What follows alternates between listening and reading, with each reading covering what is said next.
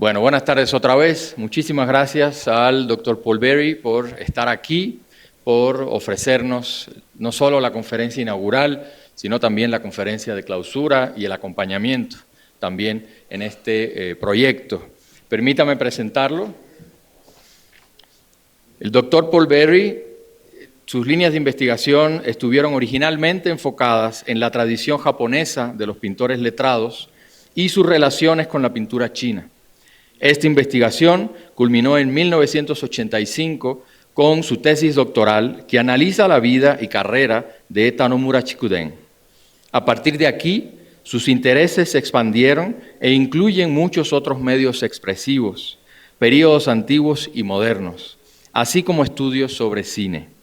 Fue docente en la Universidad de Michigan, en la Universidad de Washington y en la Universidad de Estudios Extranjeros de Kansai.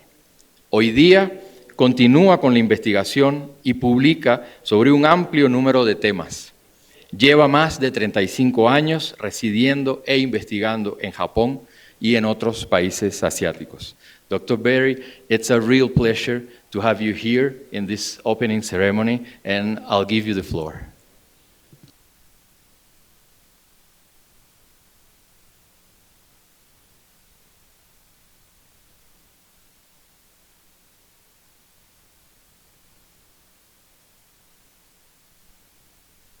Before actually starting the talk, I just wanted to address the garment I'm wearing, which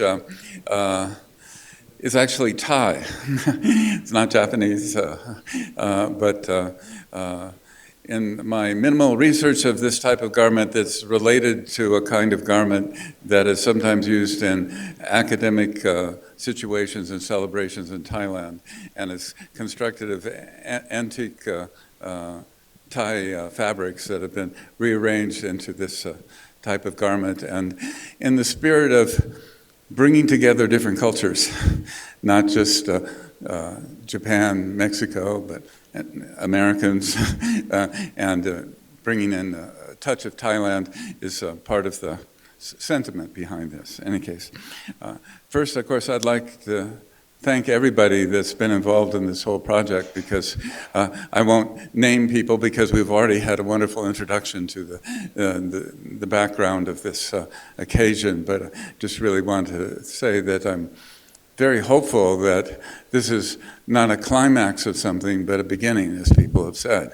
And so it's a seed planting rather than a celebration of a completion.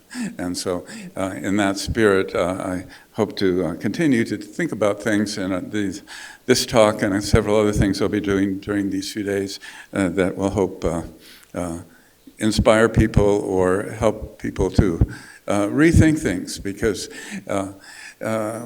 what we're doing here is something new, but it's not like we throw out the old, but the old needs a lot of revising or rethinking or reconsiderations.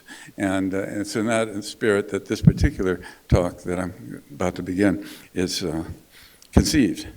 So we have the idea of global art history, and that's becoming an increasingly popular topic. There's some presentations, articles, and conference panels and things, but it's actually a very complicated idea.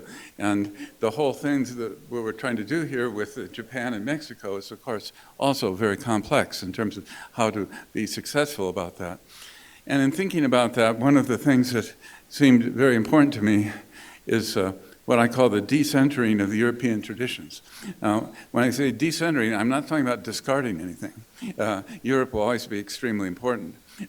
But the first part of my lecture, well, actually, my lecture consists of a lot of quick comments about a lot of major things. That each of these topics could be a long lecture in themselves. And I'm arranging them here to give you an idea of what I'm going to do, because it'll be too concise, actually. You know, each of these topics deserves a lecture of their own, and yet obviously that's impractical. So trying to give a taste of all of these different aspects may, in terms of stimulating thought or ideas about the overall project that we've been talking about, may be helpful. So the first is the the problematics of the international relation to Japanese Western-style painting or yoga, Western stereotypes of what constitutes Japanese aesthetics. This is the first part that we'll be dealing with. And then going beyond that, well, if there are problems in how things have been, how do we change how things have been? One of the important things is to restructure how we think about art, actually. Not just Japan and Mexico, but art in general. And how do we study it? How do we compare it? And through kind of a roundabout way, when I've taught Japanese art history as my primary thing, but in Japan I was also teaching modern Japanese literature, and I got involved with the study of Oe Kenzaburo, the Nobel-winning novelist, and in studying his approach, I discovered that he based his whole fiction from the very beginning on ideas he had developed from Mikhail Bakhtin, the Russian theorist. And as I was reading Bakhtin's work, various things started occurring to me, how aspects of his work could be very profitably adapted into art history. And I'll give you a little taste of what that is. And then when we're talking about decentering European traditions, not discarding, but what kind of models, might we have? And when we think globally, there are actually many models, but one that I'm deeply involved with is Asian art history, particularly the linkages between everything from India and South Asia to Northeast Asia, Korea, Japan, China, and there's Southeast Asian connections. In any case, this kind of, although the West has had impact, of course, on all these countries, and increasingly so in modern times, the basic aesthetics and the cultural trends and the iconography, the religious and cultural meanings are pretty much Asian, not Western. And so in looking at Asian art history, we see some kinds of models, potential things of a complicated, sophisticated art historical analysis of between cultures that's not really talking about Europe very much, except for certain isolated areas and more so in the 20th century. So, Asian art history has some positive aspects, but there's also some problems with it, and I want to look at both aspects of that. And then, if you put globalism or transnational into Google, you'll get economics, business, and politics. And these are all very important, and as we know, very, very complicated things. But I wanted to distinguish my use of global and transnational from these complex economic and political tug-of-wars that we've been going on for some time now, which are very important. I'm not trying to say they're not important, but I don't want to entangle what I'm saying with those things, because the different kinds of forces that shape them are somewhat different than what's shaping art history. And so the terminology will be similar, but I'd like to kind of keep these into separate spheres to the degree possible. And then I would like to make a few brief comments about some aspects of a few paintings and Terry Welch's collection, and talk about some of the meanings that we find in them, and then briefly touch in conclusion on the recent exhibition at Toulouse. So let's get going. This problem of the, maybe only a few of you are aware, but there's been a lot of resistance in the West towards the study of Japanese art, particularly certain types. For most people, if you say Japanese art history, and there's an average Westerner who may have been to the museums, they think of ukiyo-e and maybe netsuke, or now anime and other things, but in traditional art. The biggest resistance, though, was oil painting. Oil painting has been perceived as like an exclusively European tradition, basically, and that other things outside of the European central group of countries and the history has been sort of peripheral spin-offs that are, well, we'll get to that. But in any case, it's been very frustrating to me as a Japanese art historian to see how resistant not only museums, not only the general public, But Japanese art historians are to this idea of accepting the validity of value of yoga. Before we get into that too far, this is a painting you may know, and if you don't, that's certainly one that's very interesting to know, because when we look at the relations between Japan and Europe and yoga, one of the most central figures is Fujita Tsuguharu, and I won't go into his whole history, but he spent many decades in Europe and went back and forth. And one of his trips back to Japan after a long stay, many years in Europe, he went through South America and then in Mexico. And he was holding exhibitions, and some of the exhibitions in important cities in South America drew upwards of 10,000 visitors. I mean, there were outrageous successes in terms of attendance and publicity. And he made various paintings in Mexico. Actually, after being in Mexico, he got most likely the obvious influence of Diego Rivera. He started doing lots of mural paintings in Japan. A lot of these no longer exist because they were put on buildings permanently on the wall, and the buildings were torn down, they disappeared. There's still some extant, and in any case, there's that connection. But one of the most famous paintings is his partner of the time, a woman named Madeline. And this is a very famous painting that's often reproduced. The thing that's interesting about his career, well, many things, is that in Japan, he was always regarded as really Western, like among the Western yoga painters, he was the most Western. He had spent the most time in Europe. Not only spent the time there, but he was celebrated, and his close friends included Picasso and many other major figures. And so he was kind of almost non-Japanese to the Japanese. But in Europe, where he was being celebrated, he was considered as quintessentially Japanese, so different than the Europeans. And so the same paintings were being viewed in an opposite manner. And this is very important to think about the significance of that. Parenthetically, this painting, as you may have noticed, has a church in the background. And it's my question to the audience, because I've been trying for a long time to identify exactly which church this is. It's from the back, and with all the cacti there, it's probably in a smaller town where there's a major church, but there's fields behind it with cacti. I've already found a number of possibilities, but I don't know. But there's particular features to the towers and stuff that somebody may trigger an idea. If you have an idea, tell me after the talk. But it's but his painting, this is a self-portrait that's very famous in Tokyo, shows this in-between character of his art. So if we look closely, you can see, well, in the background, you see one of his famous female portraits there in the background, and that technique with having a special white ground. And it's a kind of oil painting, but he made his own oils, and he used lots of different materials into that. But a lot of the outlines are actually done with Japanese brush and ink. And we see that here. And here he is depicting himself. He's grinding his ink, and there's brushes back there, and this is an example of the brush, the type of brush he was using.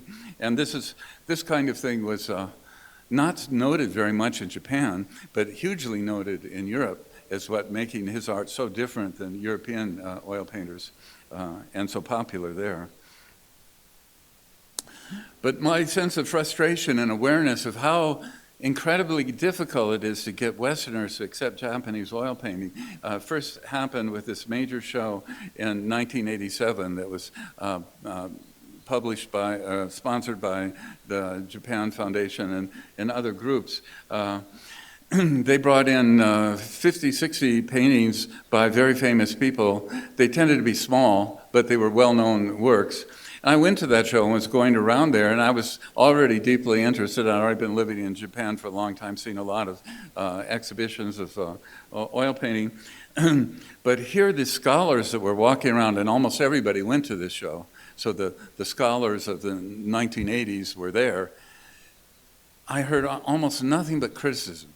Like, oh, this painting looks a little like this and looks like that, and they just took this idea, it's better. And moreover, they didn't understand that person's art, and all of this avalanche of criticism.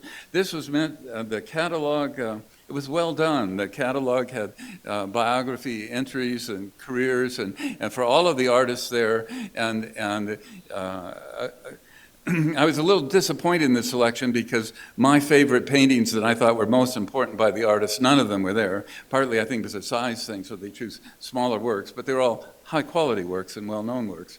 So they did this, and they had a Fujita, but just this onslaught of rejection and condescension. And in preparing this talk, I thought, let's see what they were talking about in the reviews. And so I went to found a New York Times reviews by a man who for 6-7 years was an independent art critic, often putting articles into the New York Times. And I found this amazing paragraph that encapsulated exactly what I was hearing at the exhibition when I was walking around. So let's look at it. This is his quotation from his review. "The paintings are limited and fascinating. No matter how academic or how radical the Western sources, the results tend to be earnest and discreet. The Japanese feeling for line and surface, earth and sky is clear. There is little interest in movement and weight. Some street scenes, landscapes, and interiors are almost impressionist, post-impressionist, and School of Paris imitations."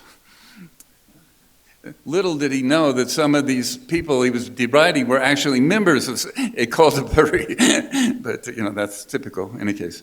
"Portraits depend upon a centralized European structure with total ignorance of Asian portraiture, which was always centralized."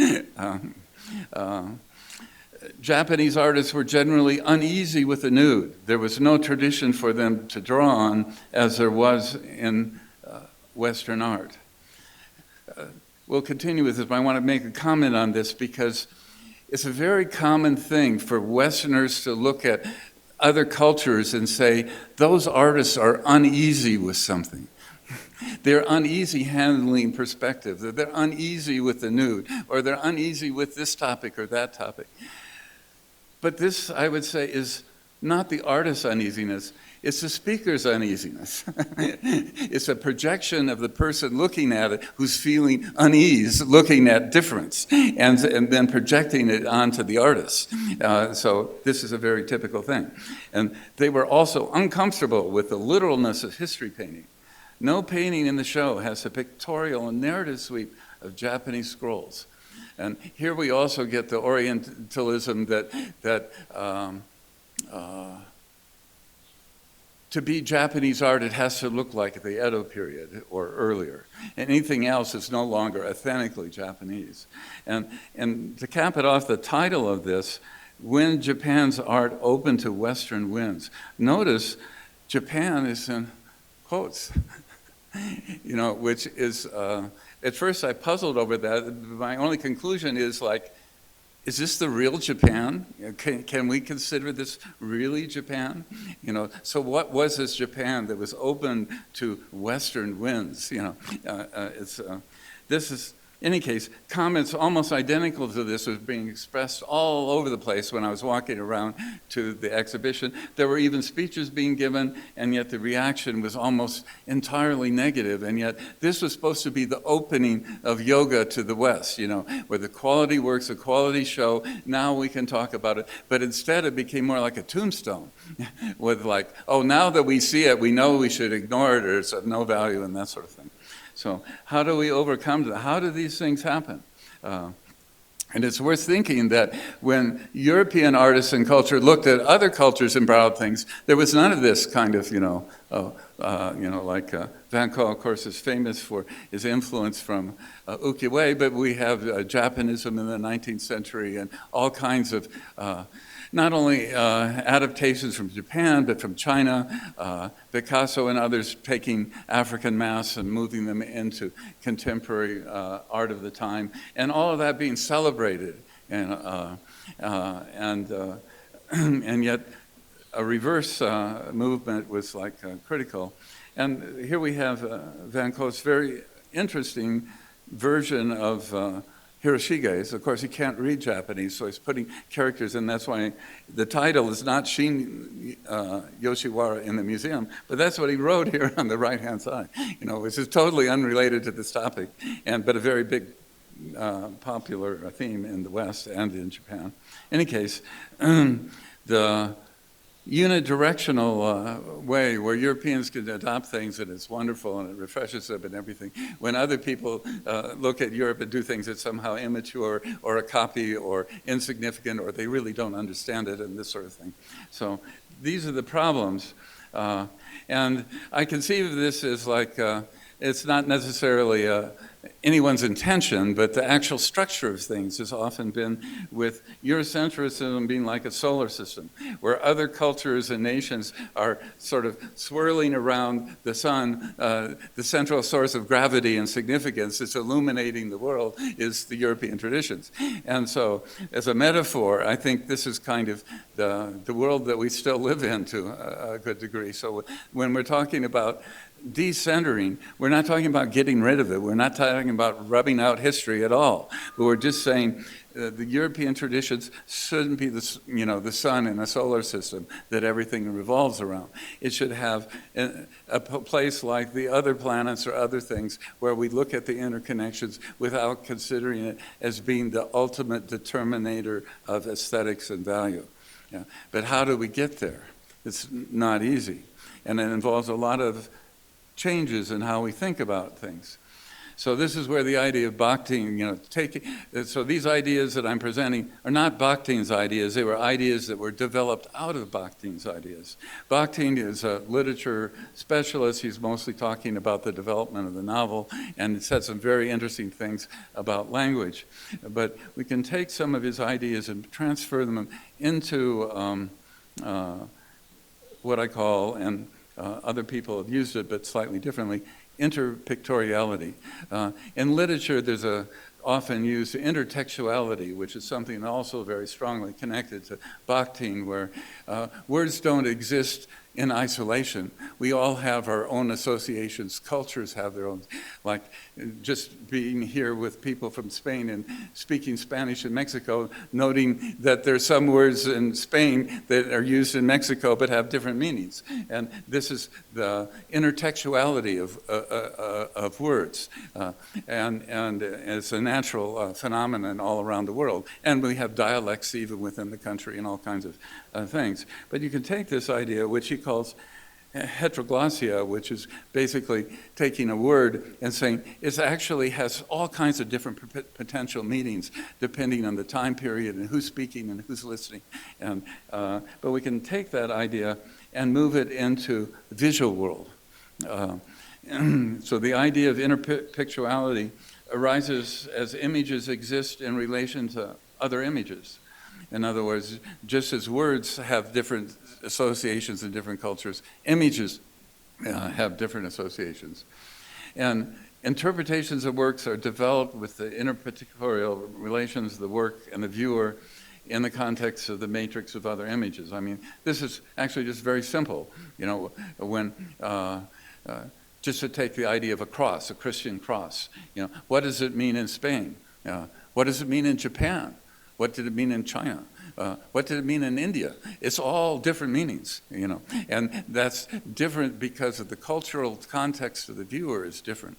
So that image is viewed in all these different places, but it doesn't mean the meaning was the same. It changed in every historical and cultural context. So that's what we're talking about here, that images don't stand alone, but are always situated in a time and a place.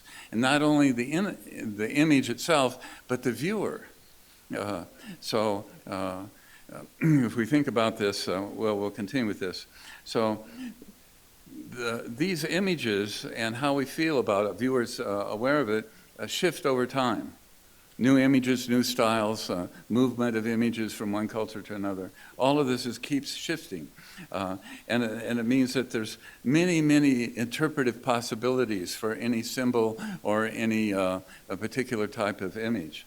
And this can be taking the idea with Bakhtin did this with words and language, but here we're doing it with images. And so we're taking the idea of a visual heteroglossia and turning it into this interpictoriality. And so you have a multiplication of different viewpoints and ideas and impressions and shifting meanings. But how do we analyze that? Another idea that Bakhtin developed was the idea of the chronotype, which is really chronos and topos, so time and space. And so this is the place and time of an artwork's creation and the place and time of a viewer. You know, a contemporary viewer or a viewer in another culture, a viewer in another century. All of these things have to be taken into account when we're trying to interpret artwork. And so the shifting of interpictorial context over time can be acknowledged by the use of, these are my terms, presumptive interpictoriality and scopic interpictoriality. And the point of these two different things is the presumptive interpictoriality is actually the pool of images that was available to the artist or the culture the artist was in at the time of creation.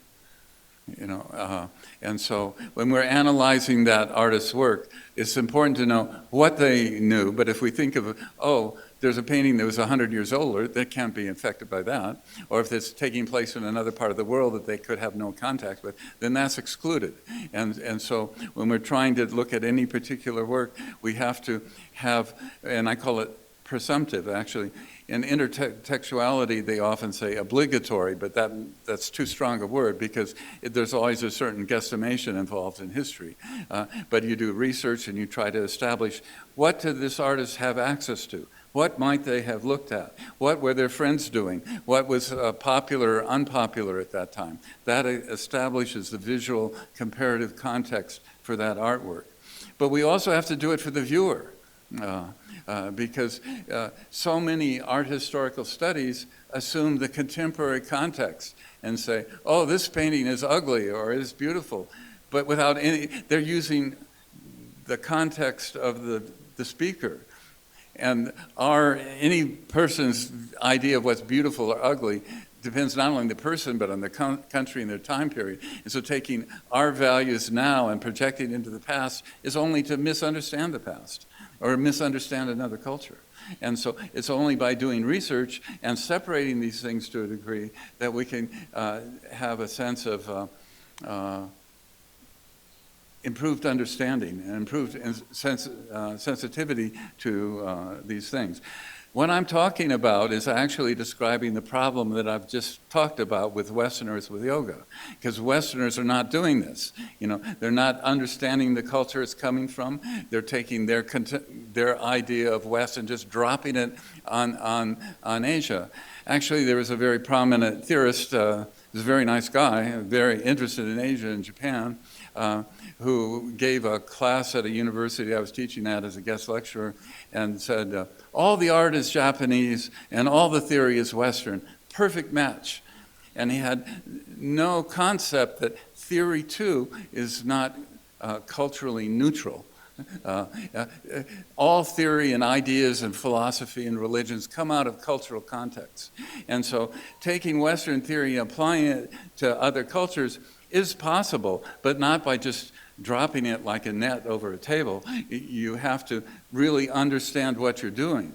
And yet too often it's not done, and there's some sense that the Western intellectual apparatus is somehow above all of that and just can be neutrally applied to everything because that's the sun and the cosmos, you know. In any case, so thinking about these things is, here's an instance. So if a work was created in 1750 in a particular place, we have to think about what was available to this artist in that culture at that time and exclude those things that we know could not have been part of that in interpreting that aesthetic nexus of that thing. But we also have to think about ourselves. What are we seeing and what are we being influenced by? And so it's by establishing these things that we can begin to explore in a much deeper and more sensitive and there's no sense of ideal neutrality, but a much less biased interpretation of other cultures and relationships, which is really what we're trying to do here, to my mind, when we're thinking about Mexico and Japan. So this is, it's not easy, but it really allows a kind of clarity and insight and depth that's not available when you don't do this. And we have, the libraries full of what happens when we don't do this. Now, when we're thinking about how not to do it or how to get out of the gravity of the Eurocentrism, looking at other global areas for inspiration about possible models, and as I mentioned at the beginning, one of which is Asian art history, which is really connected to Hinduism and Buddhism. And it's interesting, in teaching Japanese students, and I taught a lot of Japanese students, I'd ask them, what's the relation between Japan and India, outside of curry or other kinds of things that they're thinking of, and they're kind of they're stumped. And I said, actually, there's a strong Indian influence in every small town and all over Japan, and it's really everywhere. And they're all kind of like, how could this be, and all of that. And then they find out, well, have you ever wondered why the Buddhist images have many arms? That kind of dress that they're having, it's not Japanese, it's not Chinese, it's Indian. And Buddhism permeated Japanese culture even today in temples all over everywhere, and funeral rites or whatever, and it traces back to India. But even though it's so obvious, it's become kind of the wallpaper that nobody notices. Any case, when you, as an art historian, though, you have to get into all of this. How did these things move around, and what does it mean? What's the difference between Buddhism in India, Tibet, China, Korea, and Japan, and so forth? And they're all different, but they're all related. But none of this really has much to do with the West. And the aesthetics that developed, the philosophy developed, the aesthetics that developed, that are actually very different in these different parts of Asia, are not Eurocentric. Occasionally they had European impacts, but so here you have advanced philosophies and aesthetic concerns that are largely outside of that thing, and you get a possible model of how this can actually work very well. But it's, and I want to give you an example. There's thousands of types of Asian art. I'm just going to look at one particular type to give you a little taste of this with so-called literati painting. Literati painting, or bunjinga in Japanese, is partly literati because it usually involved incorporating images with poetry. And the people that were writing it were also poets. They would quote forms, but they'd also write them. We're looking at three paintings that are Chinese. The one on the left by Yang Wensung is a painting that seems to have come to Japan in the 18th century. And in his inscription there, he says he's following this style of Shenzhou, and the middle painting is an older painter from the Ming period named Shenzhou, who was himself following a yet earlier painter, Nizan, and you can see right away the connections in these compositions. And so we have a late Ming painter following a mid-Ming painter who's following a Yuan dynasty painter. So there's lots of similarities and differences here, but it raises questions of what's going on. And to continue with this, though, that same painting on the left here is still that same Chinese painting, the Yang Wensung. But then that painting became super famous in Japan, and lots of people were inspired and created many other kinds of related compositions. There's Yamamoto Baitsu, and he did a version of that painting, but he also added his own inscription. You see there in the middle here, this is Baitsu, and this is a copy of the original, the earlier work. And then over here is yet another, Nukina Kaioku really loved this painting and probably did dozens of versions of it, of which this is one. But what's going on here? This all brings up ideas of what's original and what's a copy and stuff, and that's a huge topic that's very important, but we don't have time to go too much there. But one thing that I would suggest that is more quickly to access is that these compositions that we looked at with, foreground trees and pavilion and midground water and are like a classic composition. And just like in Shakespeare, or you can name your theatrical precedent, you have a classic setup, and then different groups, different people over centuries perform the same play in different ways, or make movies out of it in different ways. So it's all related, it's all connected, but it's all different as well. And so why is this interesting? It's not interesting, we don't really know what it looked like in Shakespeare's time.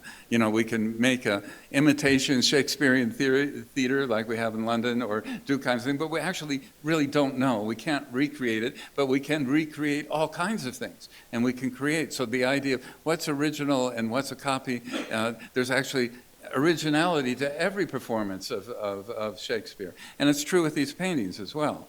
And it's also like music, where you have famous compositions. Every orchestra, every conductor makes it different. It's the same thing, and yet it's quite different. It's the same thing going on with these paintings. And so this is actually a giant topic. Like I said, all these topics could go off on their own forever, but this is a little taste of things to think about. Another example with literati painting was there's an album that came to Japan, probably mid-18th century again, by a rather little-known Chinese painting. There's just a few excellent works, few records in China, called Li Heng. We see his work on the left. Urakami Gyokudo owned this painting, this album for some time, and made endless numbers of versions that he was inspired by looking at this album. So here's one, and we can see he actually changed the title a little bit, but you look in the composition, the relationship is easily viewable. But it wasn't this close. He added a figure on the bridge. The brushwork is different. But here's another one. Once again, a different title, but the whole sense of the brushwork is changing, and the structure of the landscape is there, but it's changing a great deal. And then here, though, still based on this, he creates the national treasure. Masterpiece of his career, this base originally inspired on that same composition. That's now been expanded and transformed. And the title is nearly identical as on the one on the, he shifted one character, but it's basically the same title. And it shows how these kinds of versions and inspirations and shifting happened in one particular case. Actually, this album became terribly famous, and dozens of artists made hundreds of versions of different types based on the albums there. So there's lots of similarities, but there are lots of differences. We're looking at Chinese and Japanese artists, but the position of literati painting in China and Japan was almost entirely different. In China, by the Qing period in like 17th, 18th century, this is sort of the official government-endorsed painting style. This was the number one high class, the wealthiest people, the biggest collectors, the most prestige. But in Japan, they were largely peripheral. They weren't at the center. The main power people were ignoring them, and they were creating it. So though the paintings had lots of relations, the actual lives of the artists and what they were doing in their society with these paintings was actually very different. And to understand, to go beyond the visual similarities we get in interpretive levels, it starts becoming way different in terms of what it meant to be a painter of that type at that time, and who was buying your painting, and what people thought of it, and so on. So this kind of looking at things is very valuable as a model to kind of think about other kinds of artistic traditions around the world. What kinds of questions we should ask, how can we get to interpretations that are less biased and distorted, and closer to what may have been going on. But it's not all plus. There's some real problems with Asian art history, and this is also a warning sign. The warning is the ongoing problem with Asian art histories, however, is the assertive nationalism of the countries involved that actively or passively assert the centrality of their own national traditions. So if you look at Asian art books in Asia, the Japanese books put Japan at the center. They acknowledge China and India, but it's all really about Japan. And as Korean art is developing much more, which is great progress, there's some scholars that are aware of this problem, but by and large it becomes a Korean tradition, a Chinese tradition, and so you get multiple versions that are all, concentric around the nationality of who's writing the narrative. So establish a Pan-Asian tradition that we can't abolish nationalities, but we have to be careful what they mean. And also even the idea of nationalities, nation as we use it today, and this is a part of this heteroglossia, how has nation changed over time? The 20th century, now 21st century nation is very different than the 19th and almost entirely different than the 18th. And so modern people talking about nation are saying this is Japanese or this is Chinese or this is American or whatever country. The modern idea is like a fishnet that's been cast over the past and encompassing going back as far as other cultures, other peoples doing it. Suddenly it all becomes French, or it becomes German, or it becomes Italian, or it becomes Japanese, or it becomes Chinese. And so this claiming of everything under the modern idea of the nation is part of the problem why we get these national art histories that are very resistant to acknowledging the complexity and the meaning of history. And so this has to be taken into account. And in Asia, the best Asian art historians are waking up to this, and there's some books and essays trying to say, how can we break out of this national-centric thing and get something that's less biased and more understanding of the real history? And another problem, of course, of nationhood is the idea of nation is usually about the dominant part of the nation. So subcultures, regional cultures and stuff tend to get crushed or eliminated or marginalized by the dominant idea of a particular nation, which happens in every nation. And so these are things to watch out for. And then here's what I was saying at the beginning, and we have to be careful about these terms of transnational. International and transnational is different. Transnational is the sort of utopian idea of moving between cultures in a way that allows comparisons and understanding and exchanges without it being distorted, while international is more like building blocks. There's this block and that block, and you're putting them into the same space, which has some meaning, but it doesn't really deal with the idea of the problems of nationality and other things. Transnational is trying to skillfully evade some of those problems. But when we talk about it in economics and things, the nationality, the mega international corporations and all of these things have so much impact on the way things are thought about and stuff. That's a given. And in some sense, it's necessary that we wade through that. But it's a different situation. And if we just fuse it together, it really clouds the whole idea of what we're trying to set up with art history and avoid those kinds of things.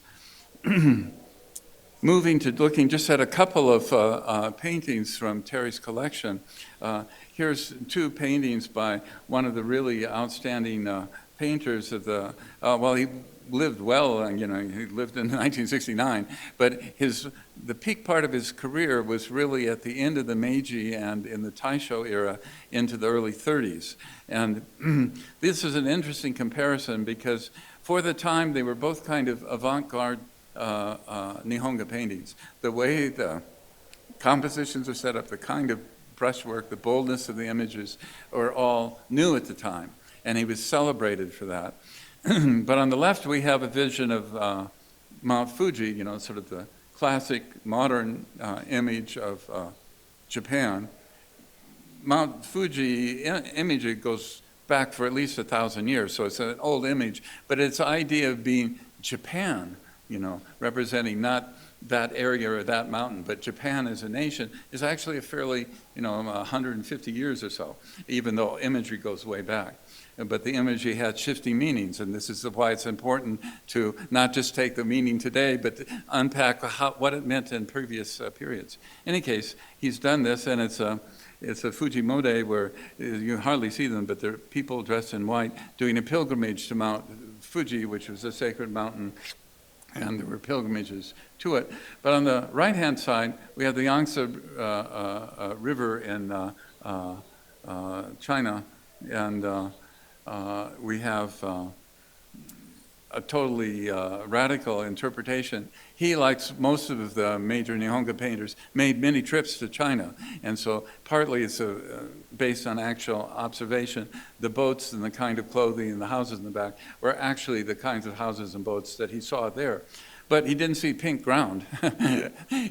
So he's using these kind of new ideas about use of color and shape and composition. This whole composition you wouldn't find in an older painting at all, in either of these. So there's things that are very different about these two, but one, by the idea of Japan, Fuji being a national symbol, was very firmly established in his time. So this is really not only a dramatic painting in various ways, but also very symbolic painting for Japan, and representing, a classic symbolic image of the modern Japan. While China, the Japanese relations with China were very complicated. We don't have time to go into that, but it's what I'm trying to say is that these paintings were very close in time. They were both avant-garde paintings, but they have different topics. There's things that draw them together, there's things that take them apart. But we need to think about when they were doing, what was going on at that time, whether he went to China or not, and he did, and we know that, and all of these things really aid us to understanding what these paintings meant at that time and what we can think about them today. So this is a very interesting comparison. Here's a shift in two different artists that are quite different periods of time. Yokoi Kinkoku was an artist who mostly worked in rural areas. He became involved with mountain climbing religion, Shugendo, and did many landscapes. He too is a so-called Bunjinga literati painter, often did landscapes, but in his case, unlike a lot of painters, he was always in the mountains, and he was doing mountain climbs and going to remote villages, and he also was in this mountain climbing religion where the whole practice of the religion was doing ceremonies as you climb mountains that had spiritual significance and so on. But when we look at this particular one, we see, particularly from a contemporary viewpoint, which is not his point of view, but our point of view, the abstraction of the brushwork. It's almost floating in air. There's a giant cliff, but rather than it seem solid, it's almost like some sort of vertical cloud. And you have if you take the person out of it, you almost lose track of what it is. But the person gives you a perspective and a sense of scale. But even among his paintings is a particularly exciting one. And this was exciting to Europeans when they came to Japan, paintings like this.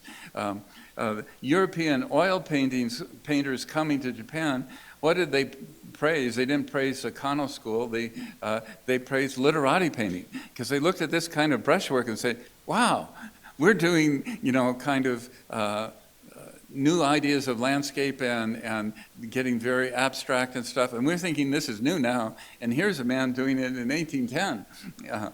And so, of course, the whole cultural background for that is different, but it is true that there was an abstraction there going on at a much earlier age. And so they were very excited by this. And I'm not imagining this. They wrote about it and gave interviews and it published in Japanese art journals and all kinds of praise. So then we shift to the painting on the right. Tamamura Hokuto was a very complicated artist who wasn't really centered in any particular school, but he particularly drew on trends that had been found in Yamato-e and Rinpa, but did them the way that no one had ever done them before. So it too is a very avant-garde thing. But he's dealing with Issei Monogatari, an ancient literary classic, but taking old garments but painting them in a radically modern way. And then all of these horizontal streaks we find throughout the whole painting, never been done in the tradition. And there's usually Yamato-e painting is very respective, full of very minute, high quality, tiny details and very jewel-like in its precision. And here is blowing all that out the window and doing something that's very loose and expressionistic, and very few people dare do this with that tradition. But he not only dared do it, but he was very successful at it. About 15 years ago, there was a big retrospective of his work at the Kyoto National Museum of Modern Art. Here's another very interesting painter, Ogawa Senyo, who had all kinds of unusual things in his career. And this is actually a very atypical painting for him. It's very hard to place in his work. I mean, it's definitely by him, but it's signed and sealed over here. And there are aspects of it that definitely him, but usually didn't use these kind of colors and this kind of thing. But this too is it's a hand scroll, so we've split it here, so the top part is on the right and the bottom part is on the left, so it's all in a hand scroll. But it brings up all kinds of really unusual, interesting things about what's going on here. Because the stated theme is Jingu Kogo, who's the famous female emperor of Japan. But when did she live? Whoa. There's arguments whether she even existed, but there's texts about her more than 1,000 years old. So the tradition of her is there, and it has lots of complicated political meanings that we won't go into here. But the thing that's interesting is, at that period in Japan, Buddhism didn't exist in Japan. And yet we have a pagoda here and Buddhist architecture, and we also have a Shinto gate. And yet the Shinto gate idea is also likely happened in reaction to Buddhist architecture. Not that they were copying a Buddhist gate, but the whole idea of doing shrines and shrine architecture was stimulated out of partly of a competitive impulse with the new religion coming into Japan. Ancient times, but still like 3 or 4 centuries later than this. And so here we have a painting of this ancient important empress, but situated in a historically totally impossible context. And so the interpretation of what this means is very complicated. I could probably unpack this for an hour. But so you have all of this there, that's the meaning, but also you have the visual excitement of what he's doing, taking wildly discordant aspects of things and putting them together. And for instance, these pine trees are really popular in Yamato-e, but these kind of pine trees are closer to Nanga than Yamato-e. And so a lot of his work is very much of the Bunjinga literati painting I've been talking about. So it's mixing all these things together, and this kind of gold and bright sun here has a very Rinpa feeling to it. And so he's taking lots of different parts of history, different types of architecture and things that are all disparate things, and bringing them together in sort of a phantasmagoric landscape, seascape, shoreline that's quite mysterious actually, but also very evocative in terms of its use of form and color and so forth. So I'm talking about this just to show how complicated these things are, but it's not a complication that's like a puzzle or a murder mystery. It's the key to understanding the art. It's the key to understanding the culture. So going along the line of doing these kinds of investigations of what was influencing the artists at that time to create something like this? What did people think about it then? What do we think about it now? These are all separate topics, but by keeping them at some distance apart, we learn a lot, and we actually get excited and illuminate. We not only understand the past more, we understand our own position, which is, sorry, I can get emotional about this because it's really very important. Another thing that's very interesting in Terry's collection, there's a triptych, and I'm only showing the center one here. This is an artist we still haven't identified as to who he is, but thankfully the box has a date, 1918. And this is very interesting because there's a contemporary of his that we've got very involved in these very abstract paintings. It certainly had some inspiration from Western trends at the time, but he wasn't copying. There's nothing like this in the West, but there are elements of like this that are in the West. And so it's very interesting. And Chikuha, the painter on the right, did a number of paintings like this that are really unlike anything that had been done, except look at this other painter 2 years earlier who's already kind of going in this direction, you know. And so the interesting thing, and one of the things that's happened with this mid-Taisho 1920s thing where these paintings like this came and other things that were extremely unusual, there were actually a group of avant-garde Russian painters that landed in western part of Japan, not in the cities, and started holding exhibitions, and artists were flocking to them and studying them, and so there's all kinds of unusual connections, but everybody is being inspired by things, but these aren't copies in this, you know, dead letter sense, but something that's very fruitful and sending off all kinds of new ideas about art and culture and interchange and so on.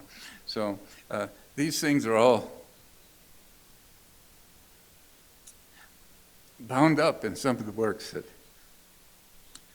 Terry has given to the museum. And then to just wind up here, unfortunately, I wasn't able to see the show, but I got this sort of mock-up of the thing, and later I got photographs of the actual show. And it's at first it really stunned me because, you know, these are, when we're talking about cultural significances, most of these people from this time period weren't aware of each other's work, you know. So drawing direct lines of linkage are not there. But that doesn't mean that comparisons aren't extremely fruitful. In fact, it's just these kinds of comparisons, because what happens when you say, well, these paintings are representative of Japan, and these paintings are representative of Mexico, and here and there we find some aspects of European influence or inspiration. So what do? Oh, we don't look at Mexico and Japan, we look at Europe and we trace lines back to the sun and saying, oh, it's all coming from Europe, and now we need to not talk about Mexico and Japan, we need to talk about these countries in Europe. And we can't ignore those connections, but those connections are not what defines the meaning, not what defines the value. And we need to be having comparisons just like this one between Japan and Mexico or different countries, because even despite their geographical cultural differences, it's all the same time period. Globally, there were connections happening, and basically on the bottom level, we're all human. And as we know, there are certain motifs that have geometric motifs and others that appear in all cultures from great antiquity till now. So there's certain things just about human existence, the human relation to volcanoes. This giant connection between Japan and Mexico is a volcanic landscape where you're continually dealing with eruptions and other kinds of things like that that become manifest in the art. So how do different cultures relate to that? How do they depict that? There's so many things that are very, very exciting about this. And this shouldn't be something that's kind of like, well, this is very difficult, and where do we go? How can we do this without just like referencing the sun, you know? And so it's not a simple process, and it's the beginning of something. But I think taking some of these things that I've been suggesting today helps to open up the whole world of art history and art interpretation and how to look at things in a less biased way. And we learn more about other things, and in doing that, we also learn about our own biases and our own prejudice and our own what's good and bad. And it's not like there's a single standard for what's good and bad. It's natural that there's people different. Even as individuals living and born in the same city, there's very many different tastes of what people like and dislike, and this relates to who they are. what their own individual experiences are and what their own, and so this is not something we should paper over, but something that we should dig into and understand more deeply, because it starts unpacking a lot of the difficulties of interpretation that have existed for a long time. So this is all too rapid, and I hope it wasn't too confusing. But in any case, thank you very much.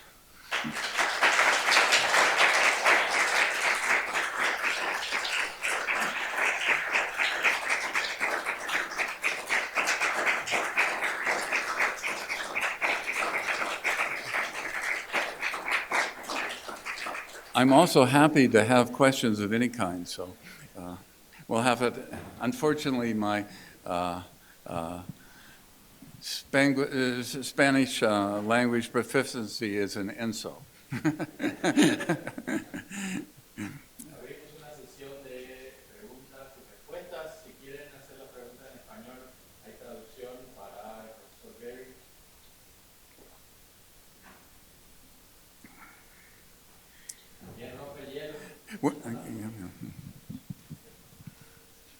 ¿En español? ¿Está bien? ¿O?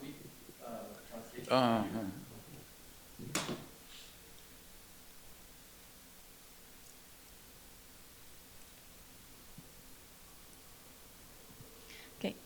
Bueno, primero muchas gracias por su conferencia. Estaba, pensando un poco sobre el canon occidental del arte, que usted un poco lo mencionó en su conferencia cuando dijo esto de que el canon nunca era neutral, aunque sí nos han pretendido inculcar como que el canon occidental siempre es como muy neutral, pero bueno, sabemos que realmente no es así. Pero es un canon que está muy fundado sobre ciertas estructuras como autor único, obra única, la pintura quizás como la más importante de todas las bellas artes. En cierto momento también, por ejemplo, la mímesis fue algo que sustentó muchísimo el canon occidental. Y algo que también forma parte de este canon son los museos, ¿no? Los historiadores del arte también, pero bueno, los museos como las estructuras que constantemente aportan a la narrativa de este canon. Entonces quería preguntarle, ¿cómo cree usted que los museos, siendo instituciones muy fuertemente eurocéntricas, o que tuvieron su origen en Europa y que luego las naciones comenzaron a incorporar como parte de sus proyectos identitarios, ¿cómo cree usted que los museos pueden desafiar un poco más allá este canon eurocéntrico del cual ellos mismos son portadores, ¿no? Of course, this is an extremely important question, and it's a question that's being asked around the world. There's a theoretical answer, and there's the force of practical problems. On a theoretical level, ideas of what I've been talking about here could be used to develop new kinds of exhibitions. And even if there's a complicated theory behind it, it doesn't have to be presented that way. I think the reception I've heard of the Toulouse show, I think from what I've heard, was quite a popular show and attracted a lot of attention, not only at the museum, but in media and so forth. If it's presented in an approachable way, I think general public can be very excited by these things. It's not doing it in a super intellectual way, but in an experiential way, and emphasizing to people that art is really accessible to everyone. Art historians and scholars have their decades of research and exploration, but you can take people that have no background at all. For instance, I've given lectures on Japanese calligraphy and Chinese calligraphy to people that had no knowledge of Asian languages at all. And in the course of an hour, get them very excited about what they're looking at, because, and this actually happens in Japan. There's often an assumption that if you're introducing a foreign culture to another country, another language, obviously it's going to be difficult. But there's a reverse mistaken assumption that if you're introducing it to the country of origin, that everybody will be receptive and understanding. But unfortunately, that's not true. And my lecture's approach to foreign people about calligraphy is very similar to what I do in Japan. Because if you go to a Japanese calligraphy exhibition, most of the people wandering around the show are saying, "Can you read this? What's this word?" And they're not looking at the aesthetic value at all. They're trying to figure out the cursive shapes and stuff. And when they figured out the poem, they think, I got it, and walk on to the next without even considering this is an artwork. Visually, I'll take a typewritten form of a poem, like a classic Chinese poem that's just in characters, and it's like printed in a newspaper. And then I'll show it in handwriting, somebody just with a pen doing it.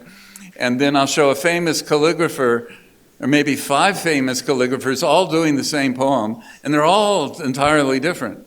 And so it's not that the meaning of the poem is important, but the meaning of the poem is fully there in the text in the newspaper. It's in the words. But in the art level, that's the structural skeleton of the artwork. But the artwork then does everything else. And so the same poem can be written in dozens of different ways, each of them aesthetically quite different from another. And when people are presented with examples of it, they don't have to understand Chinese. They don't understand. They start saying, well, yeah, it's the same poem, but I like this one, I don't like this one. This one is very exciting. This one seems very staid. And this happens spontaneously, and people get excited by it, even without any knowledge of any of this. So how you present it to people is critical, so that's part of, this is all on sort of the theory, but also it can work. But the museum problem, though, is so complicated, because particularly if you're looking, the bigger the museum, the more likely this would be true. But you have a director, you have committees, you have all of these different education departments, conservation departments. Everybody has to approve, and then you have the patrons that are usually above the director. They might, the patrons are often on the board of directors. They can fire the director. Sometimes they do fire the director. and so those people tend to be the most conservative. Not always, sometimes they're the most avant-garde. It's not a given. But what I'm saying is there's a complex approval system, all kinds of people with different objectives and different levels of understanding all have to get on board. And so this doesn't make it impossible, but it makes it very hard to do new things. And there's also a differing sense of what is the function of a museum in society. If you look at art museums, the old idea of an art museum is something, art is of an important cultural value in itself, So why do we have opera? Why do we have orchestras? Why do we have it's not Netflix. It's not a Hollywood movie, and how many hundreds of millions of dollars did it win on its first weekend? It's not that world. It was never meant to be, a money-generating enterprise. It was meant to be supported by governments or communities or individuals, because it's so important to people's lives and it has meaning in itself. It's not about money. But There's been a huge international shift to look at museums as, oh, it's actually an entertainment venue. And so we shouldn't be giving money to museums. Museums should be generating their own money, and they should be money-producing institutions. And that shifts everything into how many people you come to a show. And, you know, you could have an Incan art show. How many people will come? If you have a show called Gold of the Incas, how many people will come? All museum people around the world know that if you put gold in the title, many more people will come. And if you actually show them some gold, there'll be more people, more money, more this. And so you get these cycles of limiting the possibilities of what kind of shows, and more museums are looking as a variant of an entertainment thing, you know, so the museum's competitive isn't other cultural activities, it's like amusement parks, you know, like that amusement parks bringing in so many people and so much money. We could be doing that, so we should be doing things that drawing crowds and generate all this money. But this has really nothing to do with art. It has nothing to do with the things we're talking about. But this is an increasingly global problem with museum structures. So the answer to this, there's a theoretical answer that actually can work, but it doesn't work in the sense of like this is going to make museums, you know, cash cows, you know. So it's a very complicated problem. But just because it's complicated doesn't mean we should give up or despair, but we need to continually explain the meaning of what museums are and what their value to society is, which is not just another way to make money. So I could go on, but we should have other questions, but very good question.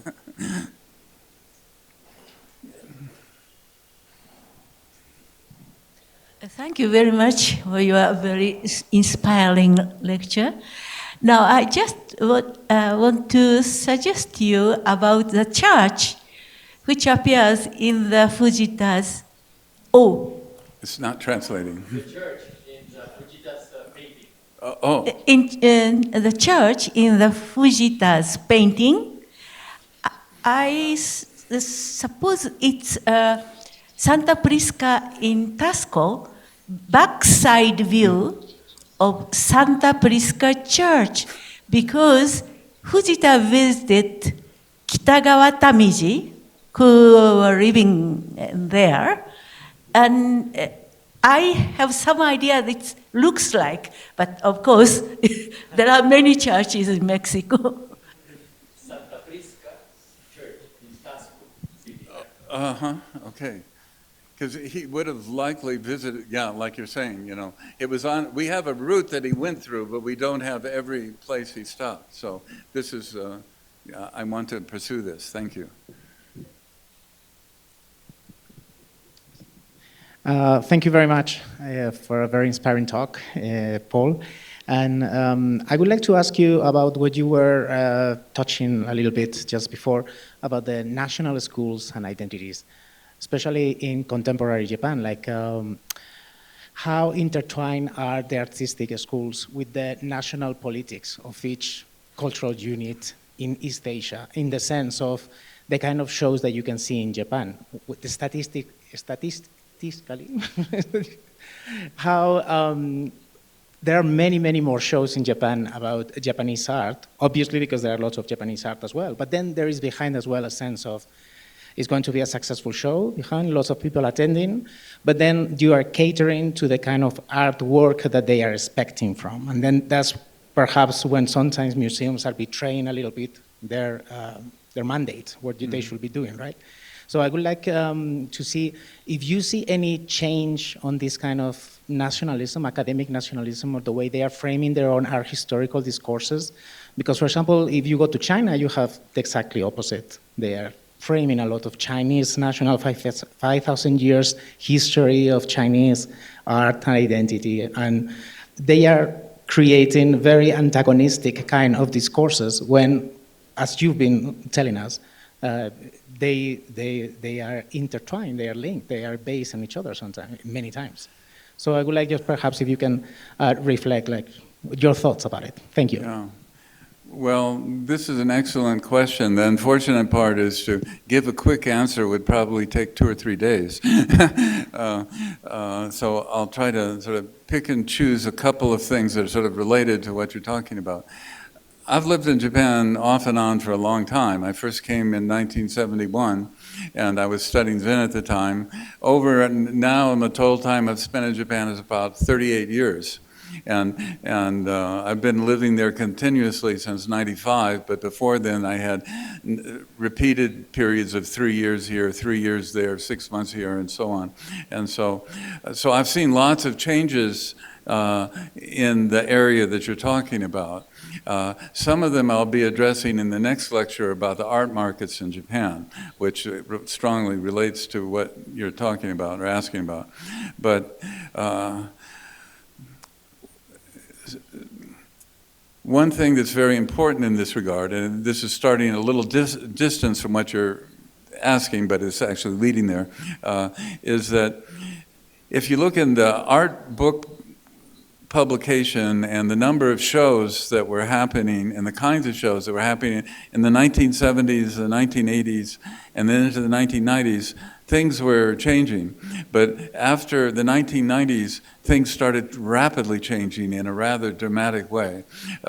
Because I don't have statistics to prove this, but in my personal experience with some travel to Europe and other places, Japan may have been the #1 country for art book publication in the 1970s, 80s, and 90s. The outpouring of just unbelievably thousands of volumes coming out. Publishers were ransacking, beating on scholars' door. Can't you give us another book soon? You know, I mean, there's just enormous enthusiasm for art books and exhibitions that were often very costly to create because there's lots of complicated loans and lots of research going on, but just everywhere. But in the 1990s and now, traditionally, the art book production and things has just almost dropped like a rock. And there used to be all of these written by scholars but accessible to the public series of books on Japanese art or even world art history and stuff, and people were buying them in huge numbers. You know, that's almost entirely stopped, and even to get a large format book that's hardbound with quality reproductions is now difficult in Japan when it used to be easy. And a lot of excellent books are actually being published in their first edition in paper-bound, and they may be 16,000 yen, 500 pages, but a paperback, meaning it's targeting a very small audience. And so the number of shows has dropped radically, and so many shows are one museum sending their paintings to another museum, which is the cheapest way to do a show. You know, like, I'm in Tokyo, we'll give our collection to Osaka, and Osaka will give their collection. It's not that these are necessarily bad shows, but the reason they're being done is not that they're the best shows possible, it's that they're the cheapest shows possible. Because it's just one institution and you can just switch, and there's all kinds of economic pressures. The government has changed their attitudes to museums enormously. Particularly what they have most control over is the national museums, because the national museums used to be, like I said about the older idea of museums weren't meant to be a money-producing institution. They were meant to be supported by people, by organizations, by governments because of their cultural benefit to the people. But that switched to the idea, no, they should totally pay for themselves and ideally even make money. And so the thing that people at the Tohaku and Kyohaku and other national museums are faced with, there's a new economic paradigm that, well, here's your budget, but you should be becoming self-supporting. And so you should generate those shows that bring in the biggest income. But that's bad enough in itself, but what's really terrible is as you start making more money, it doesn't go on top of what we're giving you. We reduce our gift to the amount you make. So you're getting people working harder and harder and doing more and more things and getting into a frenzy of this. And yet it's like treading water more and more desperately, because if you stop doing it, you just sink. And so this whole thing is the idea is to turn them into totally self-supporting things. But then you get to like, well, then what is your competition? Well, it's Disney World, and so this is creating hell for curators all over, shaping the kinds of things, is making most curators don't have any time for research, even their own collections, much less anything else. And the nature of shows, the number of shows, and so it's distorting things all over the place. And there's also other things that are very complicated, and I'm not a political science specialist. There was a guy back in the 30s who was a humorist who liked to say, I only know what I read in the newspapers. And to some extent, I'm reading newspapers in Japan and reporting on that. And some things that are mentioned in newspapers but not mentioned in commentators is like the change of the government structure. Where if you go back far enough, the Bunkacho, which was in charge of cultural activities, was a nearly independent organization that reported to other government things. Then you had Kagakusho, the science department, was all responsible for scientific activities and research. And then there was another thing that had to do with sports and so forth. And then I don't give exact dates, but some time ago, this I think several decades now, the Bunkacho was moved under the Kagakusho. So this means when you apply for research grants, they're all labeled Kagakusho. And all of the grants there are designed clearly, and the questions they're asked and the language that they're using, that you're a scientist doing scientific studies with other scientists. And so if you're a humanist doing art history or literature or anything else, you have to reshape your language and things to think like, well, here's what I'm really doing. Where can I put it in this form? Well, maybe I can put it here and put it there. But it's all, science oriented, and this is, the humanities becomes social science, but this is I won't go into the problems of that, but in any case, so this is a distorting. But more recently, they've taken the Kagakusho and put it under athletics. And so you have the Bunkacho under the Kagakusho under athletics. So the head of all of these things for some time now has been prominent people in the sports world in charge of science and humanities. I haven't seen this reported anywhere in Western literature. All of these supposed to be, newspaper reporters and journalists going to Japan, or even social scientists, they're not talking about this. And yes, this has all been happening. And this is changing the structure of everything. And now we have the Bunkacho being moved to Kyoto. And that's touted like that's the ancient capital of Japan, and we're boosting the Kansai. Kyoto's in economic trouble, which is quite true. And we're putting a major thing. So wonderful Kyoto. But is this the real psychology of this? Isn't it more plausible that you're taking the Bunkacho out of Tokyo, so when there are important meetings, people have to not go to another building a short distance away, they have to take a train to Tokyo, and people can say, well, we were going to call you, but it's so much trouble for you to come up here, we'll just handle this on our own, let you know what we think. So my own gut feeling, and this is a gut feeling, it's not deep analysis, but I know what I read in the newspapers. They're not talking about it, but they are reporting the changes. So I'm not talking about editorials in the newspapers. I'm just talking about statements of fact that come up, and so there's a distancing of the cultural to the Kansai, separating it from the halls of power and money, and so this.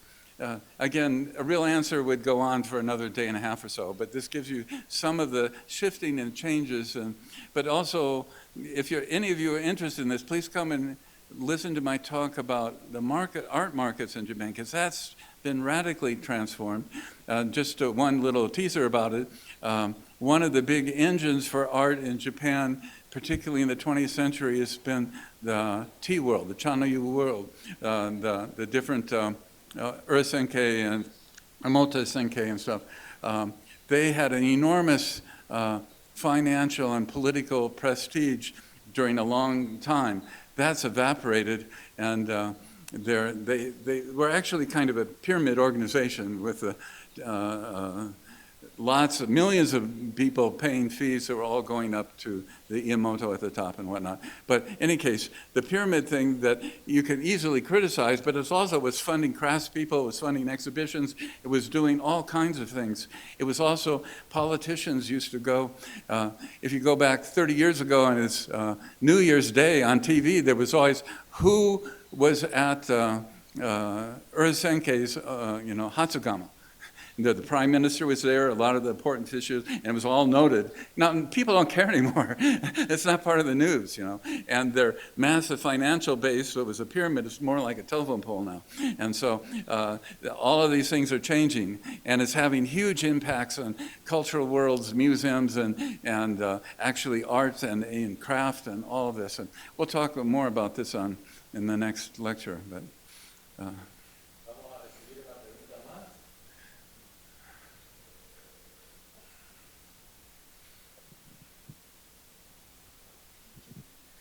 Thank you, Paul, for this illuminating lecture.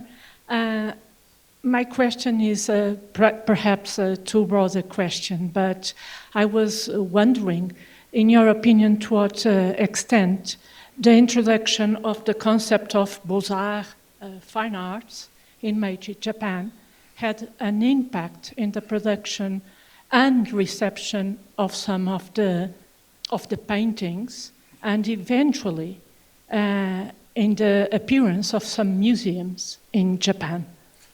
I need a little clarification. Are you talking about the current situation, or are you talking? In Meiji, Japan, the introduction of the concept of bijutsu. Oh, yeah. This is, of course, a topic of a lot of publications and analysis, and again, it's something that to answer well would be a very long time. But certainly there were terminologies and there was a modeling, particularly in the development of the university system in Japan. They were bringing in people like Fenollosa. Fenollosa is actually a great example here because I am really irritated with the scholarship on Fenollosa. And why am I irritated? Because it's not like I'm not saying it's not an important topic, it's a very important topic. But I'm irritated by it because Fenollosa was actually brought in to teach Western philosophy. He was in his 20s. He knew nothing about Japan. Even when he left Japan, everything was being translated. He didn't learn Japanese at all while he was there. And yet his pronouncements, the lectures he gave, are still being analyzed today as having profound significance. Not only in Japan, but you'll find Europeans obsessing over there's a text there's a letter, there's something, Put it in context, this is a guy who was very sincere, and he became a huge advocate for certain categories of Japanese art. He loved Nara sculpture. Nara sculpture is fabulous. He compared it to Greek sculpture, in terms of quality and significance. That was an example of an important idea. And yet this has been so distorted, and a lot of the impressions that he had are factually wrong, and not only wrong now, but wrong at the time. And actually, there was a lot of critique of Fenollosa during his time by Japanese scholars that is almost not studied at all, because everybody's on the Fenollosa wagon, Fenollosa, did so much for Japan and introduced this and all this, and statues to Fenollosa and all this. I'm not saying no one should study Fenollosa, but it needs to be done in a different attitude. And again, this idea that I'm talking about, of presumptive interpictoriality, that's not just images, but also the reception of the images. And so the discussions in the art organizations were starting up at that time. Some of them were very critical of him. They realized, this guy knows nothing. He's a Westerner coming in, and he's telling us all this, and he's making all these pronouncements, but he doesn't even know what he's talking about. And yet that kind of critique has just been sort of scrubbed, all in this kind of, Eurocentrism, of like, well, here's the master from the West, and this happened in architecture with Condor and all the things. And I'm not criticizing for Japan for bringing in Western ideas and structures. That was probably a very good idea. But in terms of what actually happened and how they remained and what the significance of, it's still actually poorly understood. Instead, we get celebrations of individuals and so forth. This is actual, this is the celebration of the individual is also complicated and it's spread throughout history, where you have the famous artists. The famous artists are usually presented like they are Mount Everest on a plane, like they're sui generis, They did everything by themselves. This is never true. And real art historical research goes into their associates and again, their intertextual or interpictorial world of the time. Where were they getting their ideas? And what were their friends doing and all this? Because they didn't come out of nowhere. There was all of this thing that helped produce them. And that doesn't make them smaller, but it makes them, helps us understand how great art is created. Even if one person's name on it, it's actually the whole climate, the circumstances, all kinds of things come together to produce that. And without understanding that, then you don't really know what happened. And so this cult of personality that, like, oh, in these 20 years, there were 5 great artists, so we'll just study those. It's just to misunderstand those artists, not to mention the other things. So this applies to the Meiji period and how these things were coming in. Even Sato Doshin, who I really respect and I like a lot, but I find problems in some of his research too, like when he was talking about Nihonga and his big, one of his large books, he said the definition of Nihonga, the first definition of Nihonga was like late Taisho or something. And that seemed really weird to me. So I just went out and bought a Taisho period Bijutsu Jiten, it was a very popular one. I look up there, and there are brilliant analytical discussions of Nihonga and yoga, and comparing them to that would be wonderful to use today. And they were like 10 or 15 years earlier than what he claimed was the first one, And so I'm not trying to, this can happen to anyone, but presumably there just wasn't enough research, even of the obvious sources. And I'm not saying he's a bad scholar, he's an excellent scholar, but these are complicated things, and when you make statements, most people that do much research, saying something is the first instance is always the kiss of death, because it just means it's the first instance you know of, but other people will find something earlier almost inevitably. So talking about first things is less important than talking about flows and connections and that sort of thing.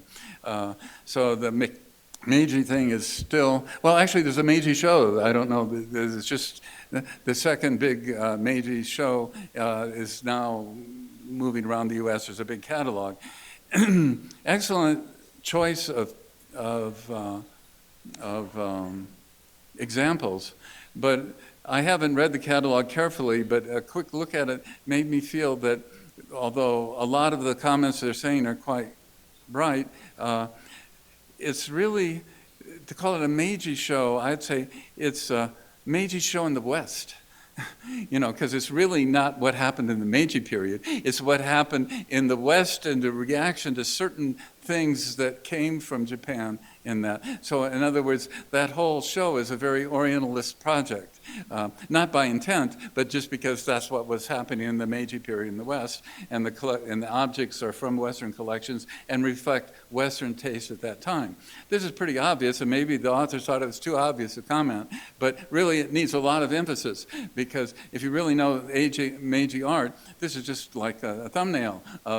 Most of Meiji art isn't even involved with what they're showing, which is not to say they shouldn't be doing. It's an exciting exhibition in many ways, but we're learning as much about the Western attitudes, and this again is this separation of the viewer and the thing. So when you conflate people today looking at the Meiji, people today in the West looking at objects that came to the West or from the Meiji, and all this has to be sort of separated intellectually, so that we think about who we are today, who they are then, and what it means. So to me, the title, they call it, Meiji art is an unintentional misnomer. It's correct literally that it is Meiji art, but the idea of saying Meiji art makes it sound like it's representative, or you read this and then you know what was happening in the Meiji period, which no, you know these things, and most of what is being told is actually the Western enthusiasm for certain types of things that are happening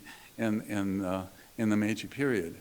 So these things are always complicated, but complications are interesting. They're time-consuming, and also the thing about learning new things is when you have a question, you get the answer. That's not the end of anything. That's the beginning. For everything you learn, a new piece of information is not the end of the line. It generates a whole new set of questions. And so it keeps going like this, sort of a rhizome kind of thing, where it's kind of endless. But what's not endless is what you learn, and you better understand not only the art, but yourself, your own position, and other people's position, and many things become visible that were invisible before. And parenthetically, just if you ever met anyone who says, "Oh, I know all about this topic," it just means they've stopped studying. It doesn't mean they know everything. And furthermore, it means that as you learn more, you learn not that you know enough. You learn about your ignorance. Each new thing gives you a new perspective to the thing. Oh, there's all this stuff that I didn't know about that now I know is there. And so it's endless. So in a certain way, the more you learn, the more you know you don't know. But that sounds depressive, but it's not really, because if you reverse your direction and look at where you were before, that even though you know more, you're aware that there's much more that you don't know. But if you look at your previous self, you're so far ahead of where you used to be, and you know so much more. It's like somebody who looks at birds and bird watching, which is a wonderful activity, and then night comes and then they look at the stars, other universes and everything, it's all out there. And it's out there not just in the sky, but on the planet and in our lives. And so this kind of exploration, it takes effort, but it's intensely rewarding. And it can be extremely exciting, and understanding other people, bonding with other cultures, and understanding oneself in the process. So it's, whether it's Meiji or anything, it leads this way. I talk too much, sorry.